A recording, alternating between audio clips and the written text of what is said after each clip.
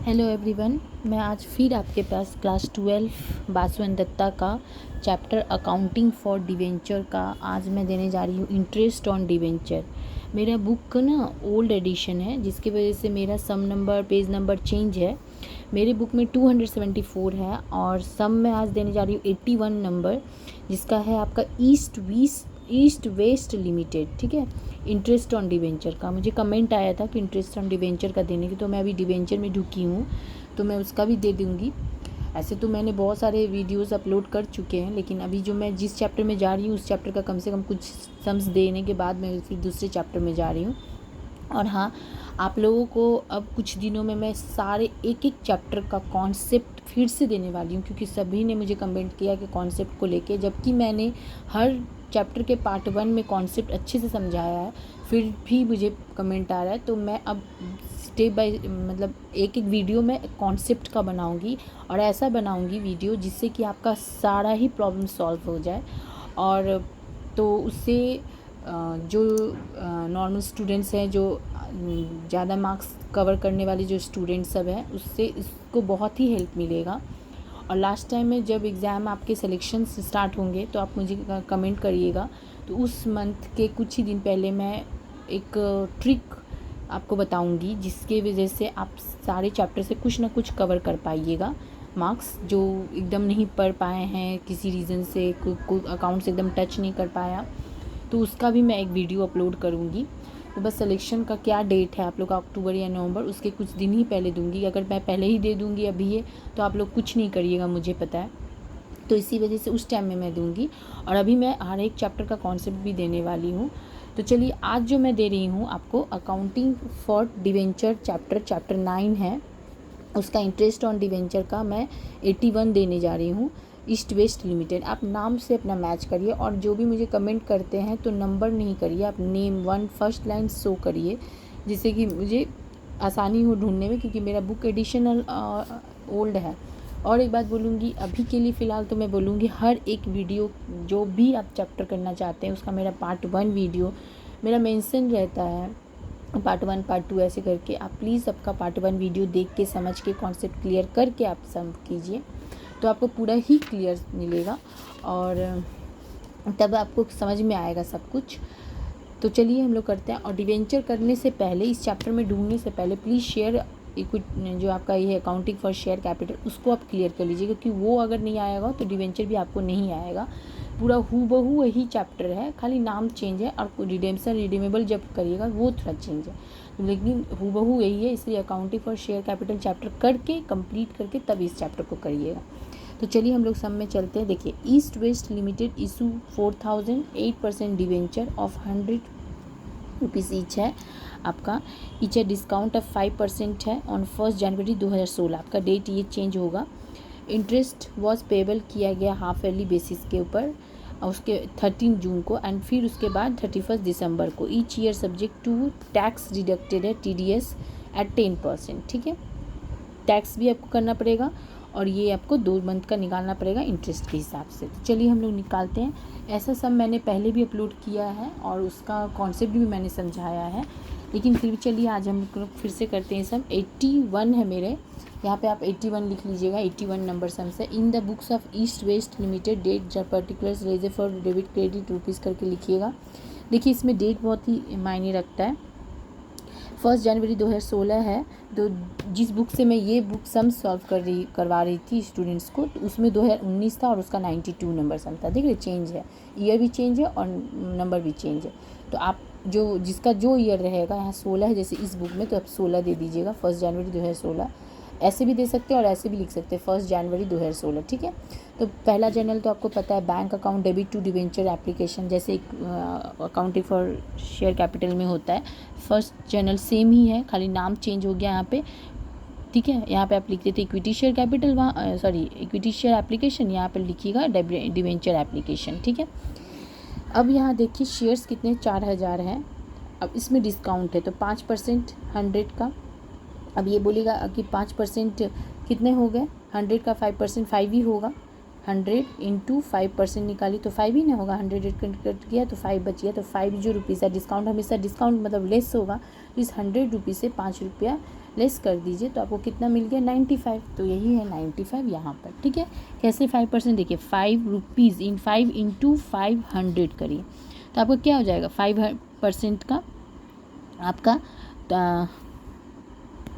देखिए ऐसे करिएगा 100 का 5, जैसे यहाँ पे फेस वैल्यू तो आपका 100 रुपीज़ है ना, तो 100 पे निकालिए 100 इंटू 5/100, तो 100 कट गया तो 5 रुपीज़ रहेगा ना खाली, तो ये 5 आपका 100 से माइनस हो जाएगा क्योंकि डिस्काउंट है, ठीक है। कैसे, फिर से मैं एक बोल रही हूँ 100 इंटू 5/100, तो 100 कट गया 5 रुपीज़, 100 से 5 गया तो 95, ठीक है।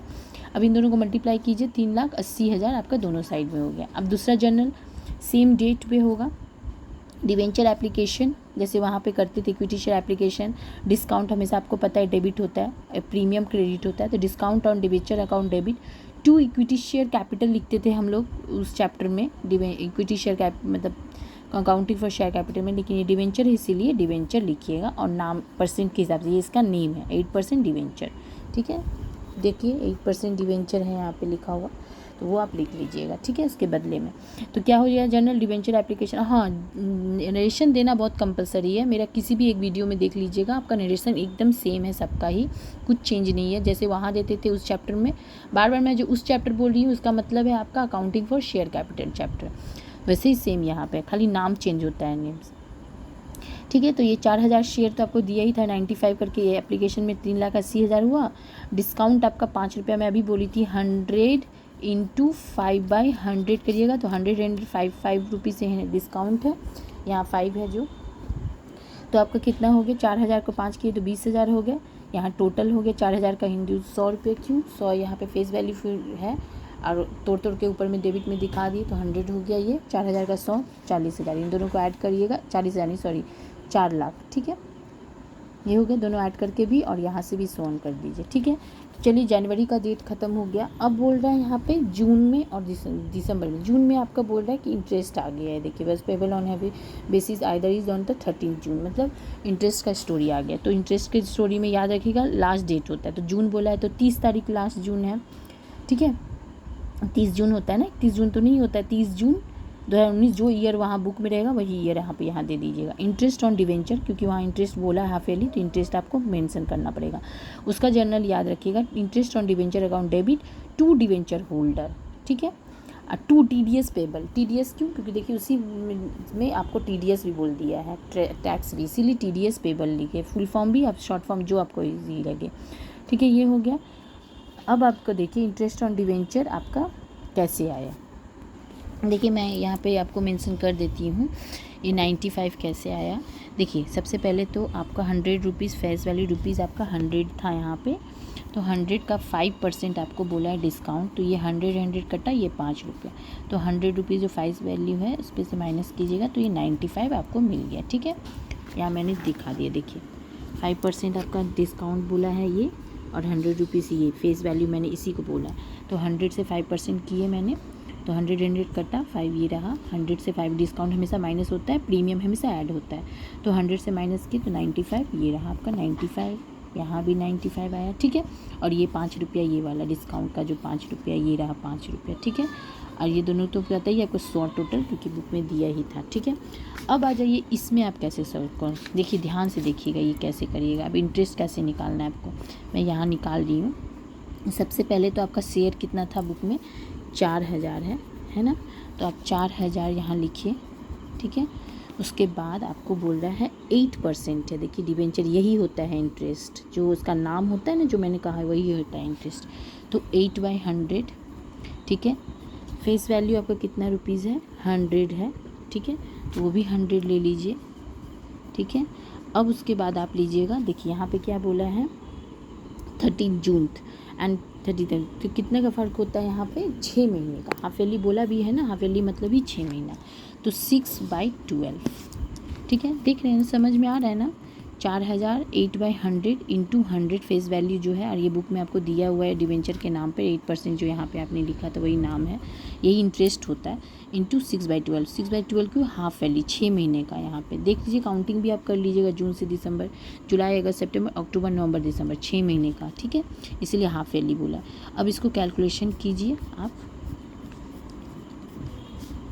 देखिए कितना हो गया 16,000 आ गया ना 16,000, ठीक है, ये रहा 16,000, ठीक है। तो 16,000 आपका ये मिल गया। अब 16,000 में TDS पेबल कितना बोला था आपका 10%, देखिए सबसे नीचे में, तो 16,000 का 10% कितना आता है 1,600।